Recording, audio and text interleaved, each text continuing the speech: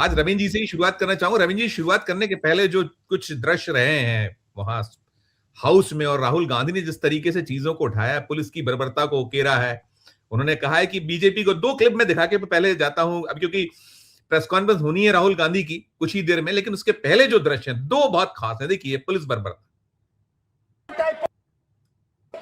What about this other type of person who is not a student?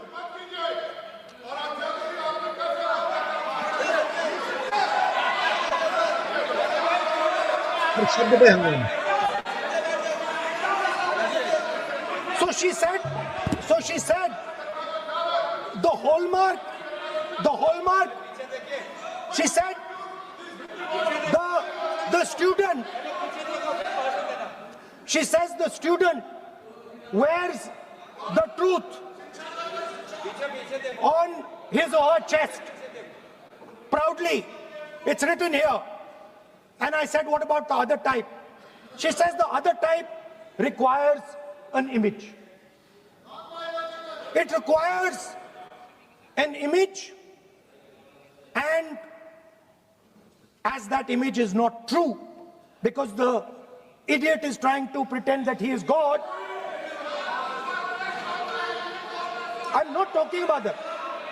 As it is not true, and the idiot is trying to pretend he's God, he has to create this massive image. Then I asked a question, sir. मैं सोचा कि यार ये, sorry sir, मैं सोचा कि ये student है और फिर ये इडियट भी है, तो मैंने उससे पूछा, एक बात बताओ, ये तीसरी कैटेगरी कहां जाती है? ये तीसरी कैटेगरी कहां जाती है? उसने कहा कौन सी तीसरी कैटेगरी? मैंने कहा अंधभक्त। इसको कहां डाला जाए? She says to me, अंधभक्त is a person who is absolutely convinced that another idiot is God. So these are the three categories: student, idiot, and अंधभक्त who follows the idiot. एक ये है, और एक ये और क्लिप देखते हैं जो उन्होंने सीधे सीधे कहा है कि बीजेपी ही बोलने दीजिए, फिर आप हम बैठ जाते हैं कि आप भाषण कीजिए, लेकिन जो शब्द इस्तेमाल किया है उसमें आपत्ति, इतना ही तो है। फिर आप उसका इतना, आप बहुत ही इमोशनल चेहरा दिखा करके ये तो ठीक नहीं है, हाउस को आप गुमराह नहीं कर सकते हैं। Sir, it is unparliamentary. Let us just be precise. It is unparliamentary for me to use that word against another member of parliament. I have not used that word against anybody. I have just stated that this category exists. Sir, again they are going.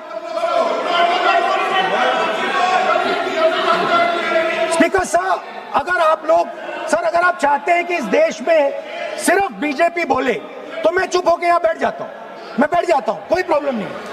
Time बता दो कितना ले लिया।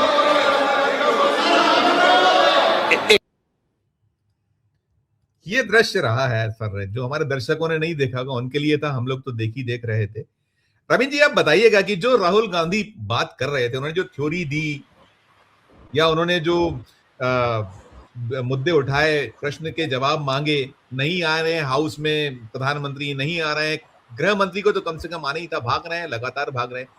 वो जो idiot जो word है, जिसको बाहर सब, वहां तो आपने विलोपित कर दिया अध्यक्ष जी ने, और कर देते हैं, उनको जो करना होता है सब करते हैं, बाहर तो दोहरा रहे हैं उनके नेतागण। अब नाम भी लेना उचित नहीं, संबित पात्रा जैसे लोग प्रेस कॉन्फ्रेंस करके वो सब कुछ देश को बता रहे हैं जो अंदर से विलोपित किया गया। अब इनकी आप बुद्धि का वो आप कर लीजिए। दूसरी चीज, वो बार बार कह रहे हैं कि भाई इडियट में किसी को बोल नहीं रहा हूं, क्या ये अनपार्लियामेंटेड है? मैं अभी बाद में सुनील सर सुनील सर तो आकाशवाणी के लिए रिपोर्ट करते हैं, तो बहुत ज्यादा है, लेकिन आप बताइएगा ओवरऑल जो आज रहा है सदन में दृश्य, और माफी की मांग, कल हम देख रहे थे, कल बीजेपी पंजाब में वो जो पर्चा लीक हुआ उसके लिए प्रदर्शन कर रही थी, सरकार प्रदर्शन, तो क्या निर्लजता है, किस तरह की स्थिति है? पहले आप शुरू कीजिएगा रविंद्र जी। नमस्कार संजीव जी, मैं वो देख रहा हूँ लोकसभा मीडिया वाला ना, वो भेज देता है कि कौन कौन से किस किस शब्द को एक्सपंज कर दिया गया। yes. उसमें इमीडिएट शब्द अभी तक हुआ नहीं एक्सपंज। सही हुआ, चलिए तो जब तक नहीं हुआ है तो हम लोग इंतजार करना ही पड़ेगा। संबित पात्रा तो बाहर उसको बार बार दोहराया है, हम उसको हटा देते। संबित पात्रा तो वो सारी बातें बोल रहे हैं जो वहां विलोपित हुई थी, एक्सपंज हुआ था। कल और आज सर मेरे ख्याल से जो एक्सपंज कर दिया जाता है वो कोई बाहर यूज नहीं कर सकता है। नहीं, एग्री, लेकिन वो कर रहे हैं। आप सही कह रहे हैं, बता रहे हैं। मैं आपको एक एग्जांपल दर्शकों के लिए मैं संजीव भाई आपको भेज रहा हूं, आप समय मिले तो दिखा देना प्लीज, है ना। एक लेटर आता है, क्योंकि ये जो शब्द है ना सर, ये सारे शब्द जो भी भाषण दिया जाता है ना, बस 1 मिनट लेके बता देता हूँ, जो भी भाषण होता है वो सब लिखित होता है। एक भी शब्द ऐसा नहीं होता संसद भवन के भीतर जो बोला जाता है किसी भी सदस्य के द्वारा जो लिखित ना हो। और जो लिखित और लिखने वाले जो अंदर रिपोर्टर्स बैठते हैं ना सर, रिपोर्टर्स बोलते हैं उनको, जो अंदर संसद के रिपोर्टर्स होते हैं, वो लोग सब वही राज्य विधानसभा वही पूरी प्रोसेस सेम है, बिल्कुल सेम। तो वो जब हाउस खत्म हो जाता है सर, उसके बाद वो सब चेक किया जाता है किसने क्या बोला। तो जो लिखा जाता है उसके हिसाब से फिर हर शब्द को देख के और उसको एक्सपंज किया जाता है। एक्सपंज जो किया जाता है उसको अलग से चिन्हित करके वो कॉपी सर्कुलेट की जाती है मीडिया को। संजीव भाई को मैंने भेजा, अगर समय रहेगा तो दिखाइएगा। बिल्कुल, मैंने देखा। तो वो दर्शकों के लिए बस बता दें कि वो पूरी डिटेल हमारे पास आती है, उसमें एक रंग से उसको अलग से कर दिया जाता है कि ये लाइन या ये शब्द को हटा दिया गया, एक्सपंज कर दिया गया। फिर वो हिस्सा नहीं रहता है रिकॉर्ड्स का, रिकॉर्ड से हट जाता है। तो जब तक वो एक्सपंज नहीं होगा ऑफिशियली तब तक वो रिकॉर्ड में रहेगा, जब वो आएगा तो हट जाएगा। ये ऑटोमेटिक है। कई बार सदन आसंदी नहीं बोल पाते हैं कि इस शब्द को हटा दो, कई बार बोल देते हैं, लेकिन नहीं बोलते हैं तो भी वो आसंदी के अप्रूवल से हट जाता है। ये सचिवालय कर देता है, सचिवालय कर देता है। उनको इस बात की समझ है और वो इनसे एक बार परमिशन लेके कर देते हैं। एनीवेज, तो एक और बात बस अपने आपका जो जवाब देने से पहले, आज भाई साहब गोदी मीडिया के चेहरे पर सुप्रीम कोर्ट ने जो तमाचा मारा है जी, जो डॉक्टर मनमोहन सिंह को क्लीन चिट दी है और जो बता दिया है कि वो व्यक्ति निष्कलंक था, चाहे उनके देहांत के 2 बरस बाद आया हो, लेकिन देश के सामने आज ये स्पष्ट हो गया कि किस तरीके से इस गोदी मीडिया ने एक साधारण से नेता को, बहुत सामान्य नेता थे, कोई बड़ी बड़ी हाँकते नहीं थे, बहुत बड़ी रैलियां नहीं करते थे, लेकिन अपने काम में माहिर थे, ऑनेस्ट थे, डिसऑनेस्ट उसको उनको बताया गया और उसके लिए गोदी मीडिया जबरदस्त जिम्मेदार है। आज गोदी मीडिया के किसी चैनल की हिम्मत नहीं हो रही संजीव भाई कि उस महान आदमी के बारे में 2 लाइन लिख दे, टिकर पे चलाने की भी हिम्मत नहीं हो रही है। तो सुप्रीम कोर्ट ने आज गोदी मीडिया को आईना दिखाया, झटका दिया और मैं तो कहता हूं उनको झंझोड़ दिया कि कितने बड़े बेशर्म हैं। और वो जो उस टाइम पे सीएजी थे ना, वो एक राय, क्या नाम था उनका, उस सीएजी को भी आज शर्म के मारे, विनोद राय, वो अगर कहीं आज देख रहे होंगे तो उनको भी बताना चाहिए कि उन्होंने जो झूठ फैलाया था इस देश में और जिसकी वजह से आज ये सारा हम लोगों को भुगतना पड़ रहा है इस मुल्क को, उसके लिए उन्होंने क्या किया था, उन्होंने इतनी डिसऑनेस्टी अपने पद के साथ क्यों की थी, उनको ये बताना चाहिए अगर वो कहीं देख रहे हो, सुन रहे हो आज हमारी बात। तो अब आपके सवाल पे आता हूं संजीव भाई। आज देखिए संसद के भीतर जिस तरीके से राहुल गांधी ने जो अटैक किया है अमित शाह के ऊपर, सीधे तौर पर उन्होंने जो बात कही वो बात इतनी चुभी है सत्ता पक्ष को कि उसका जवाब नहीं है। अब जब से ये घटनाक्रम हुआ है, जब से हुआ है तब से लेकर के आज तक ना तो लोकसभा के भीतर, लोकसभा या राज्यसभा के भीतर दोनों नेताओं में कोई दिखा है, ना तो प्रधानमंत्री दिखे और ना अमित शाह दिखे। गाड़ी से उतर के जाते हैं अंदर, गाड़ी में बैठने के लिए, अंदर से बाहर आते हैं, इतना दिखते हैं बस। प्रधानमंत्री तो इतना भी दिखते नहीं है क्योंकि उनका तो अलग गेट है, उस गेट से आते जाते हैं। अमित शाह दिख जाते हैं क्योंकि उनका गेट अलग नहीं है। इसके अलावा उनका कोई न बयान आया है, न उन्होंने किसी तरह का खेद प्रकट किया है, और तो और उन्होंने ये तक नहीं बताया कि इन बच्चों पे जो लाठी चार्ज अनलीश किया है वो किसके आदेश पर किया गया। राहुल गांधी ने वही बात कही सदन के बाहर, वही बात कही सदन के भीतर। उन्होंने वही बात दोहराई कि भैया ये तो कम से कम बता देना चाहिए ना कि जो व्यक्ति इसके लिए रिस्पॉन्सिबल है वो कौन है। अगर अमित शाह नहीं है तो वो इग्नोरेंट है। एक व्यक्ति के लिए अलग कानून, एक व्यक्ति के लिए अलग कानून कैसा होगा? धर्मेंद्र प्रधान अगर पेपर लीक के लिए जिम्मेदार हैं तो ये बच्चों पर जो वायलेंस हुई है पुलिस द्वारा उसके लिए अमित शाह जिम्मेदार क्यों नहीं होंगे? अब रेल के एक्सीडेंट होने पर जो रेल मंत्री इस्तीफा दे देते हैं तो क्या यह संभव है कि वो रेल खुद चला रहे हो तभी इस्तीफा दें? ये जाहिर है आपकी ओवरऑल एक रिस्पॉन्सिबिलिटी अरे है। आप याद करिए ना, आज भी इतने वर्षों के बाद भी मुलायम सिंह यादव को लेकर तो कही जाता है कि उन्होंने वो राम मंदिर में जो कार से को गोली चलवाई थी। यहाँ वो कह रहे हैं कि ये तो उसका काम है, जो डिस्ट्रिक्ट मजिस्ट्रेट है या जो स्थानीय पुलिस, उसका काम है।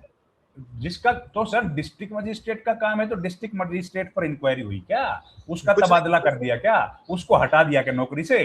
कुछ तो बताओ, उसके बारे में एक्शन क्या लिया? वही तो सवाल पूछा जा रहा है। एक्शन किसी पे लिया? एक सिपाही तक को सस्पेंड नहीं किया, एक सिपाही तक को सस्पेंड नहीं किया अभी तक। वो संदीप लांबा एडीसीपी जिसने उस बच्ची को थप्पड़ मारा था, उस तक को सस्पेंड नहीं किया सर। तो आप बताइए ना, इससे क्या जाहिर होता है कि ये जो वायलेंस अनलीश की गई है इन स्टूडेंट्स के खिलाफ, वो सरकार से वरदहस्त प्राप्त है। सरकार के उच्चतम पदों पर जो लोग बैठे हैं उन्होंने इसके लिए हाँ किया है, तभी ना वो हिंसा हुई है। और अगर नहीं किया है, गृह मंत्री के आदेशों के बावजूद नहीं किया है, देखिए संजीव भाई, गृह मंत्री बैठे हैं सदन के भीतर, वायलेंस हो रही है सदन के बाहर, इनके बीच में बस एक दीवार है। यस सर, एक दीवार, सुनील जी तो बता देंगे और अच्छे से, एक दीवार है और इतने नजदीक कोई ऑपरेशन चल रहा है, उस पर अगर गृह मंत्री की नजर नहीं है, निगाह नहीं है, या उनको हर मिनट का अपडेट नहीं मिल रहा है। ऐसी जिम्मेदारी किसकी है रविंद्र सर? दिल्ली पुलिस किसके अधीन है? सीआरपीएफ किसके अधीन है? आरएएफ किसके अधीन है? और आरएएफ का तो जांच बैठी है, पैलेट गन चली है, लोग सामने है, रिपोर्ट आई है, सब कुछ तो सामने है। दिल्ली पुलिस, आरएएफ, सीआरपीएफ सारी होम मिनिस्ट्री के अंडर है, सीधे सीधे तौर पर होम मिनिस्टर रिस्पॉन्सिबल है। और शुरू में तो देखिए क्या खेल करते हैं, शुरू में तो जब सवाल पूछा गया कि क्या दिल्ली पुलिस ने पैलेट गन चलाई, तो जवाब क्या आया? हमारे पास तो पैलेट गन है ही नहीं। उसके बाद विजेता सिंह जो हिंदू के रिपोर्टर है, उन्होंने और गहराई से डीपली उसको निकाल लिया।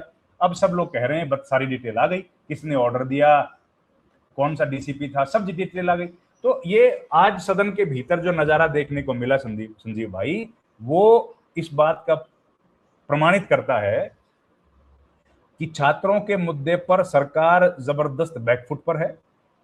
ये जो बिल पास किया गया है, इस पर प्रधानमंत्री का ना बोलना, इस बिल पर गृह मंत्री का ना बोलना, ये अपने आप में दिखाता है कि सरकार के पास कोई सिग्निफिकेंट आंसर्स नहीं है उन सवालों के, जो सवालों के आंसर इस वक्त देश जानना चाह रहा है।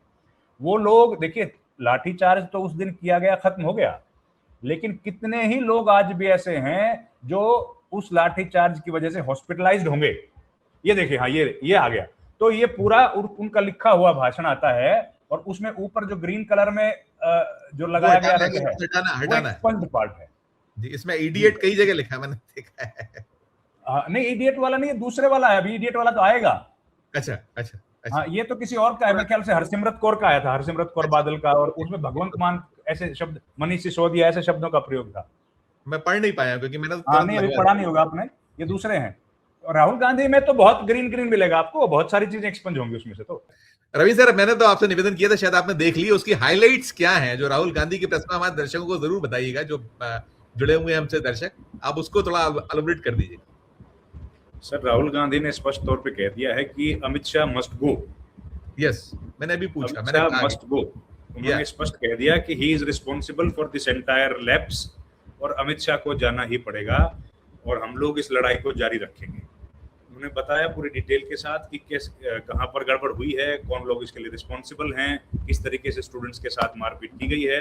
ये सारी बातें राहुल गांधी ने अपने प्रेस कॉन्फ्रेंस में कह दी हैं और स्पष्ट तौर पर उन्होंने कहा हमारे लिए पूरा आसमान खुला है, संसद में नहीं बोलने दोगे तो सड़क से लेकर हर जगह पर हम लोग अपनी बात रखेंगे, प्रेस कॉन्फ्रेंस में रखेंगे। और एक सवाल के जवाब में उन्होंने कह दिया कि जिस तरीके से मैं आपके साथ बात कर रहा हूँ, क्या इतनी हिम्मत गृह मंत्री में है कि वो आए और आपके सामने ऐसे खड़े हो। ये तमाम बातें राहुल गांधी ने कह दी हैं। उन्होंने बता दिया है कि भैया ये लड़ाई को वो जारी रखेंगे। स्टूडेंट्स का जो प्रोटेस्ट था वो पीसफुल था, उस पर जो वायलेंस अनलीश की गई थी उसके लिए जो भी परपेट्रेटर्स हैं वो लोग रिस्पॉन्सिबल हैं, उन लोगों के they should be brought to book. उन्होंने कहा कि भाई इसके लिए या तो हाई पावर कमेटी बने, इन्वेस्टिगेट करे वो, और उसके बाद कार्रवाई हो, किसने ऑथोराइज किया था, ये तमाम चीजों की जांच होनी चाहिए। लेकिन high power supreme court monitored, यही चीजें तो वो हाउस में भी कह रहे थे, पहले भी कह रहे थे, उनका पत्र भी यही था, उनका जो 25 जुलाई का खत भी यही था, सारी चीजें वो लगातार इसी को कर रहे हैं। पत्र के बारे में भी कह दिया कि मैंने एक पत्र लिखा ना, तो उस पत्र को किसी ने जवाब दिया ना, उस पत्र को अभी तक किसी ने एक्नॉलेज ही किया है।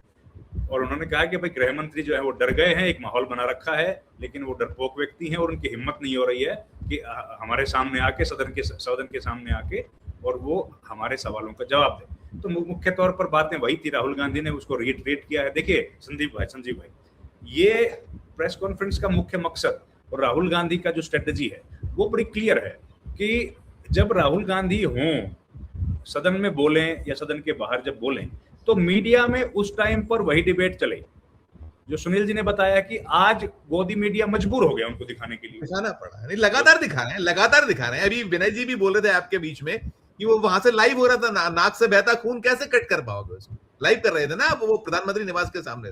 बिल्कुल।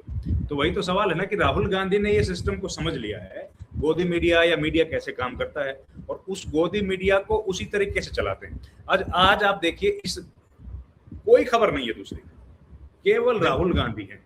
कल सवेरे अखबार के पहले पन्ने पर राहुल गांधी का फोटो छपा। आज सारी डिबेट्स में 5 बजे से लेके और जितने भी मीडिया चैनल्स हैं सबके डिबेट पे राहुल गांधी। तो राहुल गांधी इस बात को भांप गए हैं और सब लोग अब देखिए मजबूर, टीआरपी तो क्या नाम करने के लिए मजबूर कर दे आदमी को, तो गोदी मीडिया मजबूर हो गया है क्योंकि अब उनके वीडियो जितने वायरल हो रहे हैं, इतने ज्यादा देखे जा रहे हैं, तो गोदी मीडिया के पास कोई ऑप्शन बचा नहीं है। उनको अपना रेवेन्यू को भी देखना है कि कब तक सरकार को देखते रहेंगे। सरकार ने तो आजकल आपको जानते ही है कि एक चैनल जो बहुत बड़े 30 मार खां समझते थे, उनके चैनल के कार्यक्रमों में भी कोई नहीं जा रहा है सर। नहीं, जो बहुत चिल्ला के नेशन वांट्स टू नो बोलते थे, आज हालत ये हो गई है कि उनके कार्यक्रमों में मंत्री नहीं जा रहा है। इंतजार कर रहे हैं कि एक मिनिस्टर आ जाए, सांसद नहीं आते भाई साहब, एक मंत्री नहीं आता है, ये हालत हो गई है। तो आप जो बोइएगा वही तो काटना है ना रवीन सर, आपने जो बोया है वो काट रहे हैं आप, काट रहे हैं, वही हालत है। तो आपस में भी तो भिड़ गए ना मामला, गोदी मीडिया का आपस में भी तो भिड़ रहा है कहीं। क्यों आज तक के मालिक को क्यों जाके बोलना पड़ता है कि हम जैसे छोटे चैनल जो है बंद हो जाएंगे अगर बड़े मीडिया हाउसेज, अगर बड़े कारोबारी इस मीडिया जगत में आ गए तो बोलना पड़ रहा है ना सर। अब अदानी अंबानी के सामने तो हिम्मत नहीं है ना कि अरुण पुरी ठहर जाएंगे। ठीक बात, जब वो आएंगे तो सबको समेट लेंगे अपने अंदर। एग्जैक्ट।